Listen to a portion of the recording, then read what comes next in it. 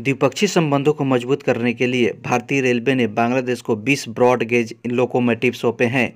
Rail भवन में आयोजित वर्चुअल हैंडओवर समारोह में रेल मंत्री अश्विनी वैष्णव और बांग्लादेश के रेल मंत्री मोहम्मद नूरुल इस्लाम सुजान ने भाग लिया। 100 करोड़ रुपये से अधिक मूल्य के लोकोमोटिव बांग्लादेश के रेलवे नेटवर्क को बढ़ाने और यात्री और मालगाड़ी संचालन में सुधार करने में मदद करेंगे। टाइगर शार्क 40 संयुक्त बांग्लादेशी अमेरिकी नौसेना अभ्यास चट्टोग्राम में बीएनएस नार्विक में शुरू हुआ। अभ्यास का मुख्य उद्देश्य दोनों देशों की सामरिक क्षमताओं को बढ़ाना और तकनीकी और प्रतिक्रियात्मक ज्ञान के पारस्परिक आदान प्रदान को बढ़ावा देना है। कार्यकारी समिति के चुनाव में महाराष्ट्र के नामदेव शिरगवाकर को भारत ताइक्वांडो के राष्ट्रपति के रूप में निर्विरोध निर्वाचित किया गया। ताइक्वांडो में ब्लैक बेल्ट रखने वाले शिरगवाकर महाराष्ट्र ओलंपिक संघ MOA के महासचिव भी हैं। उन्होंने भारत ताइक्वांडो के प्रमुख के रूप में निर्विरोध चुने जाने की स्वीकृति दी है।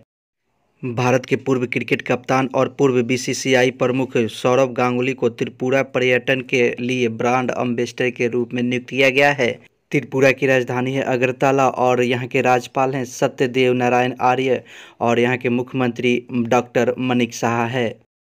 डॉक्टर के गोविंदराज को अंतर्राष्ट्रीय बास्केटबॉल महासंघ फीफा एशिया के अध्यक्ष के रूप में चुना गया है। वह कांग्रेस MLC हैं।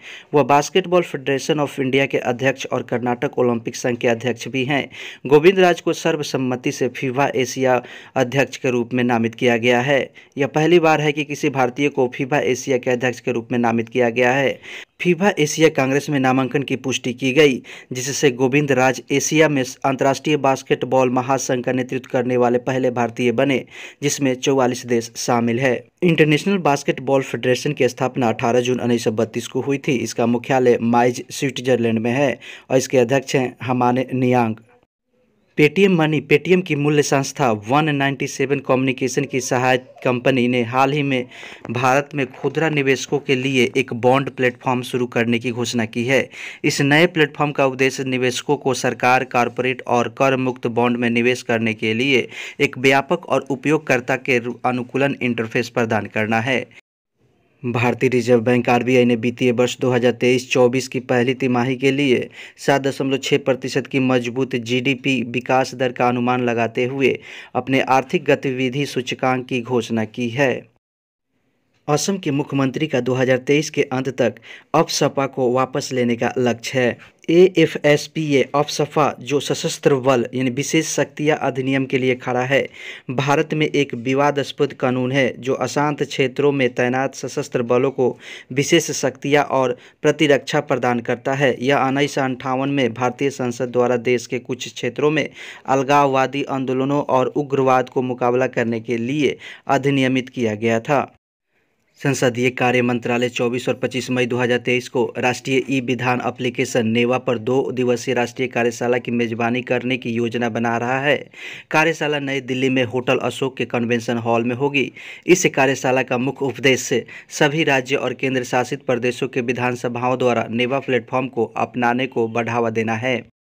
भारत के G20 प्रेसिडेंसी का लोगो और थीम है वैश्विक चुनौतियों को एक साथ नेविगेट करना। खेलो इंडिया यूनिवर्सिटी गेम का बहुप्रतीक्षित तीसरा संस्करण उत्तर प्रदेश में शुरू हो गया है, जो राज्य के खेल प्रयासों में एक महत्वपूर्ण मील का पत्थर है। देश भर के 207 विश्वविद्यालय के 4000 से अधिक एथलीटों और अधिकारियों के साथ 21 विषयों में भाग लेने के साथ यह आयोजन 12 एक्शन से भरपूर दिनों तक चलने वाला है। जहाँ अधिकांश प्रतियोगिताएँ उत्तर प्रदेश के 5 शहरों में होगी, वहीं शूटिंग प्रतियोगिताएँ नई दिल्ली में आयोजित की जाएंगी। राष्ट्रमंडल दिवस एक विश्वव्यापी उत्सव है जो हर साल 13 मार्च को मनाया जाता है।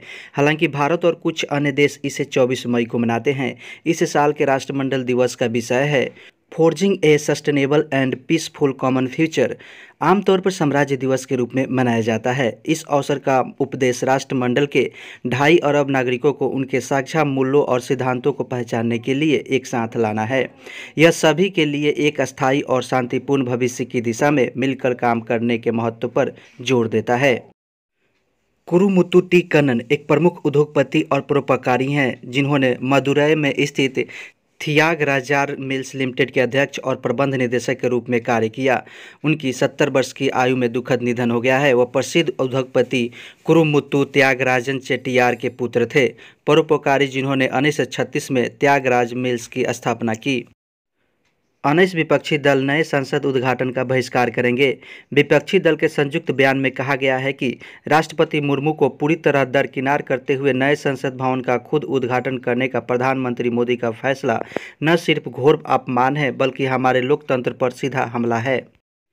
सेंगोल तमिलनाडु का एक ऐतिहासिक राजदंड जिसे भारत के पहले प्रधानमंत्री जवाहरलाल नेहरू ने अंग्रेजों से सत्ता हस्तांतरण का प्रतिनिधित्व करने के लिए प्राप्त किया था और इलाहाबाद में एक संग्रहालय में रखा गया था, प्रधानमंत्री द्वारा नए संसद भवन में स्थापित किया जाएगा। 28 मई को नरेंद्र मोदी नए संसद भवन की उद्घाटन करेंगे, जिस पर 19 विपक्षी दलों ने विवाद खड़ा कर दिया है और नए संसद भवन के उद्घाटन का विरोध किया है। विपक्षी दलों का कहना है कि नए संसद भवन का उद्घाटन राष्ट्रपति के द्वारा होना चाहिए। कैनबरा में बीबीसी डॉक्यूमेंट्री की स्क्रीनिंग के बाद ऑस्ट्रेलियाई Greens senator Jordan Steele John ने भारत में बिगड़ती मानवाधिकारों की स्थिति पर पीएम मोदी के साथ बात करने में पीएम अल्बनीज की नाकामी पर चिंता जताई है और उन्होंने कहा कि भारत में सच बोलना एक अपराध हो सकता है। उन्होंने आगे कहा, 20 साल पहले ऑस्ट्रेलिया निर्बाध रूप से चीन को गले लगाने और मानव अधिकारों को बढ़ाने से इनकार करने की प्रक्रिया से गुजरा। मुझे आशा है कि हमने वह सबक सीखा होगा। छपरा के नगर पंचायत के भटौली गांव में 2 भाइयों ने मिलकर अपने ही एक फुफेरे भाई की हत्या कर दी। ईंट पत्थर से मारकर पहले उसे गंभीर रूप से घायल कर दिया था, जिसके इलाज के दौरान मौत हो गई।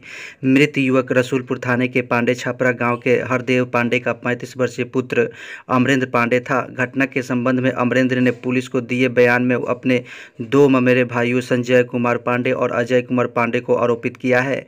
पुलिस ने आरोपित बड़े भाई संजय को गिरफ्तार कर लिया है। घटना का कारण प्रेम प्रसंग बताया जा रहा है। भागलपुर में आरजेडी के एक नेता पर महिला ने मंदिर में अश्लील हरकत करने का आरोप लगाया है। अश्लील हरकत करने वाला शख्स आरजेडी का प्रदेश सचिव तिरुपतिनाथ यादव बताया जाता है। अश्लील हरकत करने के आरोप में महिलाओं के द्वारा आरोपी का कलर पकड़ उसकी पिटाई भी की गई है।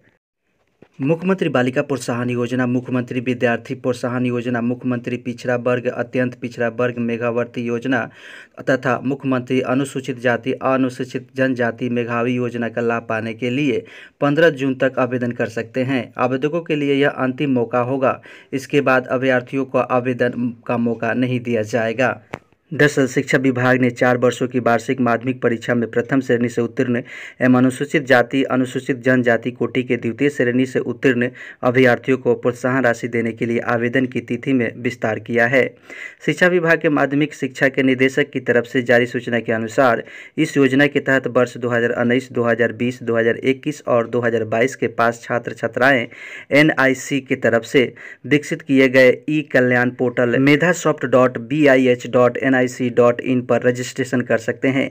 रजिस्ट्रेशन के समय दर्ज कराई गई सूचनाओं के सत्यापन के बाद छात्र छात्रा के रजिस्टर का मोबाइल नंबर तथा ईमेल आईडी पर यूजर आईडी और पासवर्ड उपलब्ध कराए जाएंगे। यूजर आईडी और पासवर्ड प्राप्त होने के बाद छात्र छात्राओं को पुनः पोर्टल पर लॉगिन करके फॉर्म भरना होगा। इस योजना के लाभ के लिए यदि छात्र छात्रा 15 जून तक अपना रजिस्ट्रेशन नहीं करते हैं तो विभागीय स्तर पर यह समझा जाएगा कि योजना का लाभ लेने के लिए इच्छुक नहीं है तथा 15 जून के बाद उन्हें अलग से मौका नहीं दिया जाएगा।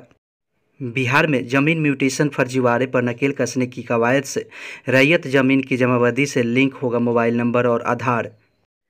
उत्तर प्रदेश की रहने वाली एक महिला 1 माह पूर्व अपने पति के घर का पता लगाने फरियाद लेकर टेढ़ागाछ थाना पहुंची। थाना में टेढ़ागाछ थाना अध्यक्ष नीरज कुमार निराला के पास महिला ने फरियाद लगाई। इसके बाद टेढ़ागाछ थाना अध्यक्ष ने डाकपुरक पंचायत के मुखिया प्रतिनिधि मनोज यादव को बुलाया। थाना अध्यक्ष ने 8 दिनों तक महिला का शारीरिक शोषण किया।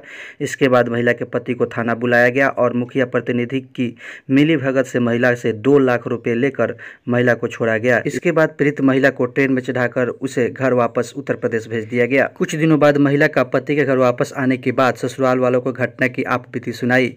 महिला के ससुराल वाले इसे सुनकर अवाक रहे और पीड़ित महिला के 1 सप्ताह पूर्व घटना की शिकायत को लेकर एसपी के पास पहुंची। एसपी डॉक्टर इमानुल हक ने मामले को गंभीरता से लेते हुए डीएसपी राजन कुमार के नेतृत्व में एक जाँच कमेटी का गठन किया और दरोगा को तत्काल उसे सस्पेंड कर उसे गिरफ्तार करने का आदेश दिया। बेगूसराय में बेखौफ अपराधियों ने एक युवक को गोली मारकर हत्या कर दी। घटना मटिहानी क्षेत्र के बदलपुरा की है। पुलिस ने घटनास्थल से एक जिंदा कारतूस बरामद हुआ है। साथ ही 3 प्लेट और कुछ लिट्टी भी देखा गया है।